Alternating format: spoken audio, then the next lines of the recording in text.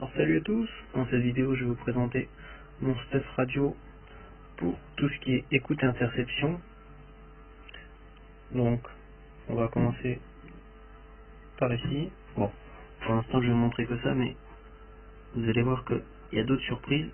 Donc un petit TYT en DPMR, donc j'en ai un deuxième, c'est juste pour tester un petit peu cette technologie et voir la différence avec le DMR. Voilà, donc petit poste UHF VHF de chez TYT, assez sympa avec le GPS. Alors, le must du must de mon matériel hein, pour l'instant, donc c'est le Uniden UBC 125 XLT. Donc c'est mon scanner.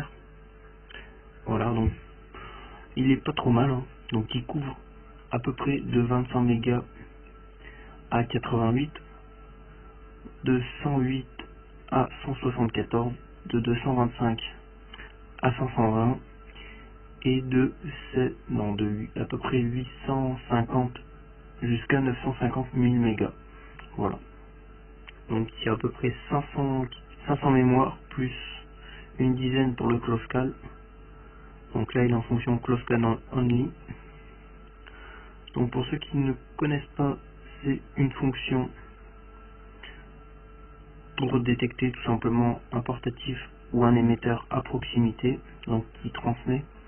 Donc sur les fréquences qu'il peut scanner, il peut aussi le détecter en close call. Voilà. Donc poste qui fonctionne en 5 volts USB. Voilà, donc avec une prise BNC. Je vais vous montrer après la suite. Donc TYT c'est en SMA mâle je crois. Donc une antenne de UV3R. Hop. Donc j'ai aussi d'autres antennes. La petite sacoche qui va bien pour transporter tout le matériel, donc super pratique.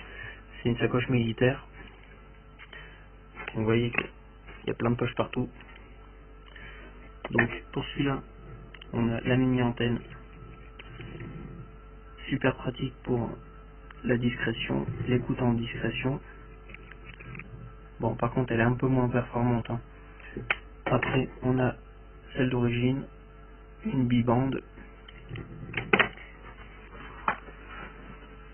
et tour de l'écoute avec une meilleure qualité. La 771, donc ça c'est une copie, hein, mais c'est pareil. Hein. Une bibande d'à peu près 35 cm de long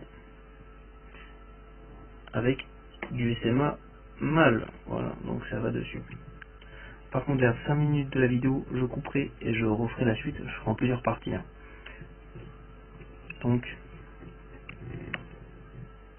l'antenne en SMA. Donc ça permet de varier selon ce que j'écoute et les conditions d'écoute. Donc voilà, vous voyez que j'ai plein d'antennes.